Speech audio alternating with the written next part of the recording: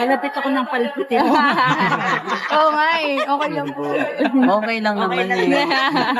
Pero Hindi naman ako so, napag-usapan niyo na ba? Hindi po, syempre, Into bago pa marrying, lang kami. ano, Bago oo. pa lang po kami. And of course, yun nga, that's why it's so fun because we don't put pressure on each other. Parang we're really trying to, saglit pa lang naman po kaming going out. So, Oo. hindi pa namin talaga nakita lahat about each other. And of course, yun nga, sabi ko, pinipili mo yung tao na minamahal mo. And we'll see, of course, we'll see where it goes. Pero kung ikaw papiliin, gusto mo na ito na ba or 29 na kasi ako. Oo nga, yun Alam nga, mo that's yun? why, And oo. I'm not really on earth to play around. Oo. Parang kahit sa career ko po, gusto ko medyo gamay ko na, alam ko na yung kailangan ko gawin, medyo focus na ako, dapat ano.